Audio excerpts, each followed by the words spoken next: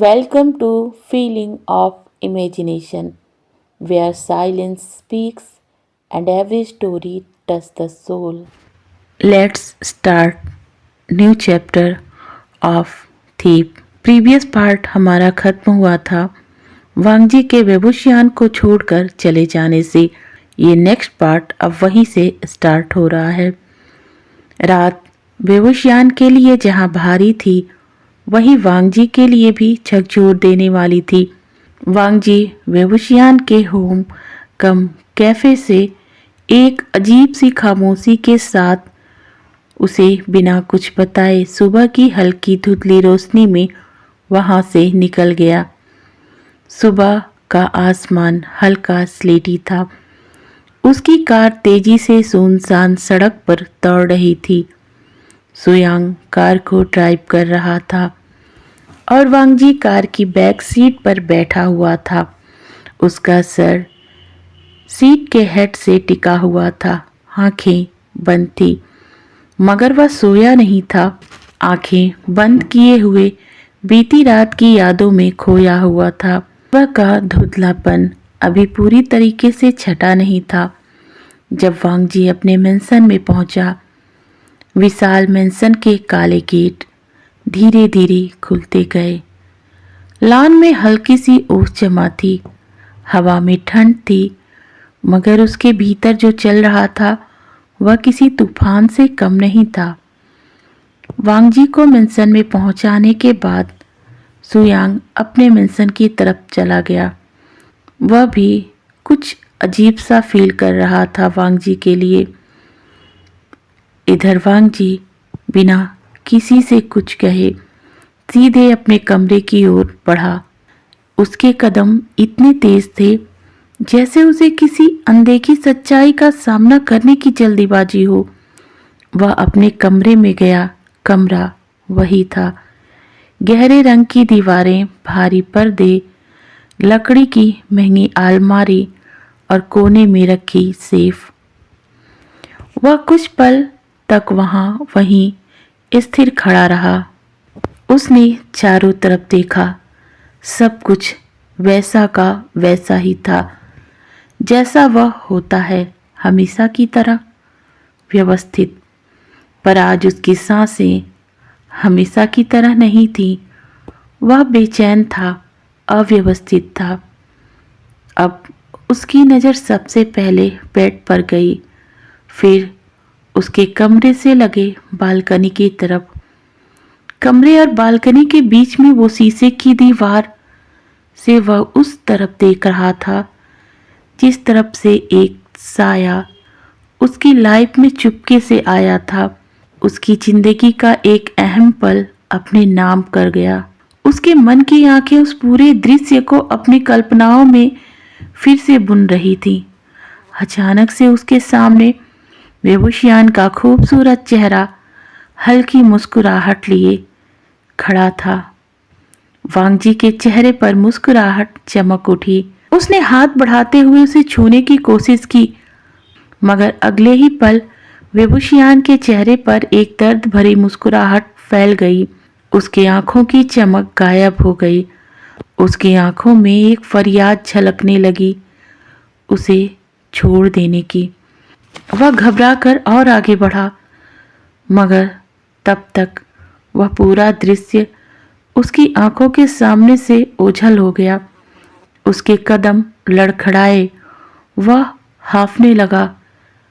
तभी उसकी नज़र उस सेफ पर गई जहां अपने सभी कीमती सामानों के साथ उसने उस रात की यादों को भी रखा हुआ था।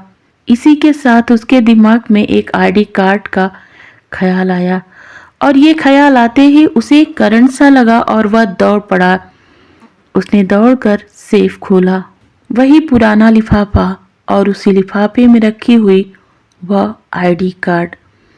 उसने आईडी कार्ड को अपनी कांपती उंगलियों से निकाला और अपनी हथेलियों में जकड़ कर रख लिया। एक गहरी सांस ली, खुद को संभाला और सच्चाई का सामना करने के लिए खुद को तैयार किया। उसने आईडी कार्ड को फिर देखा। तस्वीर पर वही चेहरा था। कम उम्र, थोड़ा ज़्यादा मासूम, पर वही आंखें, वे वो शान। उसकी धड़कनें एक बार फिर तेज हो गई। कमरे का सन्नाटा जैसे भारी हो उठा। तो उस रात उसकी आवाज़ बमुश्किल से निकली, वो तुम थे। तो वो तुम थे। यादें लौट आई। उसने आंखें बंद की और उस अधूरी पहचान और अनकहे स्पर्श को अंततः एक चेहरा मिल ही गया। और आज इतने साल बाद सच उसके हाथ में था। उसी समय शहर के दूसरे कोने में बेबुशियान अपने कैफे में काउंटर के पीछे खड़ा था। कॉफ़ी मशीन से उठती भाप, ताज़ा ब्रेक्ड ब्रेड की खुशबू, कस्टमर की आवाज़ें, सब कुछ नॉर्मल लग रहा था। पर उसका दिल नॉर्मल नहीं था। उसकी नज़र बार बार उठती दरवाजे की तरफ, हर परछाई उसे बेचैन कर जाती और लानवांग जी का ख्याल उसके दिल की बेचैनी को और बढ़ा देता। और एक सवाल, आखिर क्यों वह बिना बताए चले गए? इस सवाल ने उसके मन की उलझन को और बढ़ा दिया था। उसका मन आज काम में नहीं लग रहा था, मगर जिंदगी जीने के लिए काम करना भी तो जरूरी है, चाहे कंडीशन कितनी भी बुरी क्यों ना हो। 2 लाटे लाना, आवाज आई। वह मुस्कुराया। Okay sir. इधर। वांगजी का केबिन ऊंची कांच की दीवारों से घिरा हुआ, जिनके पार शहर की धुली ऊंची इमारतें शाम की फीकी रोशनी में स्थिर खड़ी थीं। आधे खिंचे हुए ग्रे ब्लाइंड से छनकर आती धूप उसके चमकदार टेबल पर धारियों की तरह गिर रही थी। कमरे में वांगजी की पसंद की हल्की चंदन और महंगी परफ्यूम की मिली-जुली खुशबू तैर रही थी और एसी की धीमी आवाज़ उस सन्नाटे को और भी गहरा कर रही थी। टेबल पर करीने से सजी फाइलें रखी थीं, लेकिन साफ लग रहा था कि उसका ध्यान कहीं और है। वांगजी अपनी कुर्सी पर बैठा नहीं था, वह उसके पीछे खड़ा था, एक हाथ टेबल पर टिकाए, दूसरा अपने कलाई के कप को अपने ही अंदाज में सीधा करता हुआ। उसके जबड़े की नस हल्के हल्के फड़क रही थी और उसकी तीखी निगाहें सामने खड़े असिस्टेंट पर जमी थीं। ऐसी निगाहें जो किसी को भी भीतर तक चीर देने का दम रखती हों। उसकी आंखों में ठंडा गुस्सा था, मगर उसके भीतर कहीं कोई बेचैनी भी छिपी हुई थी। कुछ पलों के साइलेंस के बाद उसकी आवाज़ गूंजी, स्लो, कंट्रोल्ड, लेकिन अंदर से बहुत खतरनाक। मुझे कल तक वेवोशियान के बारे में हर एक डिटेल चाहिए। वह किनसे मिलता है, उसका हर मूवमेंट और उसका पास्ट। पास्ट सब वांगजी ने जोर देकर कहा था। वह धीरे से मुड़ा, कांच की दीवार की ओर कुछ कदम बढ़ाया, हाथ पैंट की जेब में डाले, कंधे तन कर, जैसे कि किसी तूफान को रोक कर रखा हो, और फिर आधी नज़र से पीछे देखा। उसके होठों पर एक हल्की तिरछी मुस्कान आई, जो उसकी आंखों तक। वह उस आदमी के लिए केयर टेकर क्यों बना हुआ है? उस सस्ते आदमी के लिए।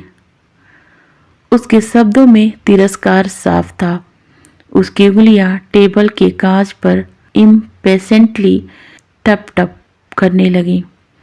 कमरे के सन्नाटे में वह आवाज़ और भी तेज सुनाई दे रही थी। असिस्टेंट ने घबराकर गला साफ किया। वांगजी अचानक उसके बिल्कुल करीब आ गया, इतना कि उसकी मौजूदगी ही दबाव बन गई। उसकी आंखें अब और गहरी और ठंडी हो चुकी थीं। कल सुबह मेरी टेबल पर पूरी रिपोर्ट होनी चाहिए, उसने धीमी मगर बेहद सख्त आवाज में कहा। कोई बहाना नहीं। कोई देरी नहीं। कमरे की हवा जैसे भारी हो गई। असिस्टेंट ने जल्दी जल्दी सर हिलाया। वांगजी वापस अपनी कुर्सी के पीछे खड़ा हो गया, लेकिन उसकी आंखें अब भी कठोर थीं, जैसे कि वह सिर्फ जानकारी नहीं बल्कि वेवुशियान के पीछे छुपी हर सच्चाई को उधेड़ देना चाहता हो और अपने दिल के उस अजीब खिंचाव को भी समझना चाहता हो जिसे वह स्वीकार नहीं कर पा रहा था। शाम का समय था। कैफे कांच की दीवारों से बाहर शहर की पीली रोशनियों से झिलमिला रही थी। भीतर हल्की जैज धुन धीमे स्वर में बज रही थी, पर मशीनों की आवाज़, कपों की खनक और लोगों की बातचीत उस धुन को बार बार निगल लेती थी। काफ़ी मशीन से उठते भाप जैसे हवा में बेचैनी घुल रही थी। रोस्टेड बीन्स की गहरी खुशबू ताज़ी ब्रेक की हुई दालचीनी रोल्स की मीठी महक के साथ पूरे एटमॉस्फेयर को गर्माहट दे रही थी। मगर वेबुशियान के भीतर एक ठंडी सी सिहरन चल रही थी। वह काउंटर के पीछे खड़ा था। सफ़ेद शर्ट की आस्तीनें कोहनी तक मुड़ी हुई थी। उसके हाथ तेजी से काम कर रहे थे। दूध फेंटना, कॉफ़ी डालना, कप घुमाना, हर हरकत उसके परफेक्शन को बता रही थी। वह इस वक्त सच में ब्यूटी का मास्टरपीस लग रहा था। अट्रैक्टिव और मुस्कुराता चेहरा देखकर कोई नहीं कह सकता था कि उसके अंदर क्या चल रहा है। उसके अंदर जैसे किसी ने धीरे धीरे डर की बर्फ जमा कर दी हो। जब भी कैफे का दरवाज़ा खुलता, उसकी आंखें अनायास ही उठ जाती, दिल की धड़कन हल्की सी तेज हो जाती और दिल में एक ही नाम आता, कहीं लान वांगजी तो नहीं। और हर बार जवाब आता, नहीं, वो नहीं है। पर डर कम नहीं होता। जब से लान वांगजी गया है, उसके नाम से वेबुशियान के दिल में एक डर सा बना रहता है। उसे वांगजी की वो निगाहें याद आती हैं जो सीधी देखती नहीं पर सब पढ़ लेती हैं। वो खामोश मुस्कान जिसमें तिरस्कार भी था और अजीब सी दिलचस्पी भी। फिर वही, क्या उस रात वही था? और अगर था तो क्या उसने मुझे पहचान लिया? अगर हाँ, तो उसकी आंखों में सवाल थे या आरोप? उस रात की बात वेबुशियान के दिल में रह रहकर यही सवाल चल रहा था। वेबुशियान ने कॉफी का कप आगे बढ़ाया। उंगलियां हल्की सी कांपी। उसने तुरंत खुद को संभाल लिया और कहा, थैंक यू सर। उसने बहुत नॉर्मली जवाब दिया। नॉर्मल होना भी कितना मुश्किल होता है ना, जब भीतर मुश्किल सच छुपा हो। तभी उसकी नज़र एक टेबल पर गई। टेबल पर कुछ नोट रखे थे जो शायद किसी वेटर को दिए गए थे। उसके दिल में उस रात की याद अचानक से चमक गई। मेज पर रखे नोट, अंधेरे में थमी सांसें, तेज धड़कनें और एक ऐसा फैसला जिसे वापस नहीं लिया जा सकता। उसने पलकों को कसकर बंद किया और एक पल के लिए सोचा, अगर वही हो तो? अगर उन्हें पता चल गया तो? उसके होठों की मुस्कान अब भी वही थी, मगर आंखों में हल्की सी सतर्कता आ गई। वह हर कस्टमर को देखता, पर दरअसल वह दरवाजे को देख रहा था। हर आवाज़ को सुनता, पर दरअसल कदमों की आहट पहचानने की कोशिश कर रहा था। कैफ़े अभी भी भरा हुआ था। लोग हंस रहे थे। कॉफ़ी की खुशबू अब भी मीठी थी, पर उस भीड़ के बीच वह अकेला खड़ा था, अपने रहस्य के साथ, अपने पास्ट के साथ और उस आदमी की परछाई के साथ जो शायद सब जानता था या जानने वाला था। दरवाज़ा फिर खुला। उसने सर उठाया और उस एक पल में उसकी दुनिया रुक सी गई। सामने वो शख्स खड़ा था जिसे देखना भी वो पसंद नहीं करता था। वेन रोहान का असिस्टेंट ली। दूसरे दिन वांग जी के केबिन में एम्बर की रोशनी जल रही थी। कांच की दीवारों से शहर की रोशनियां दिखाई दे रही थी, जैसे नीचे पूरी दुनिया चल रही हो, पर इस कमरे में समय थम सा गया था। असिस्टेंट ने फाइल टेबल पर रखी। सर, पूरी रिपोर्ट। वांग जी ने फाइल खोली। हर पन्ना उसके दिल पर चोट था। वेवुशियान, चोरी नहीं, मजबूरी, ब्लैकमेल और वेन रोहान का जाल। उसकी आंखों की वो ठंडक टूटने लगी। मैंने उसे जज किया, उसने धीरे से कहा। उसकी आवाज में एक भारीपन सा था। एक पल को उसकी पलकें भीग गई। वह आदमी जो कमजोर नहीं दिखता था, आज खुद से हार गया था। वह खिड़की के पास आया। नीचे शहर चमक रहा था, पर उसकी आंखों में सिर्फ एक चेहरा था। उसने कहा, वो अकेला नहीं है, उसने सख्ती से कहा।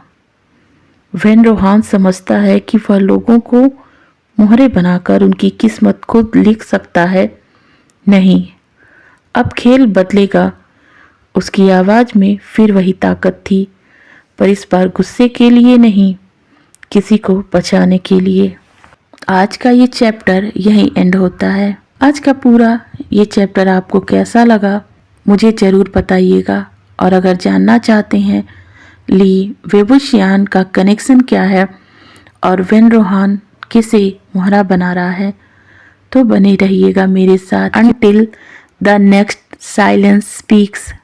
Thank you.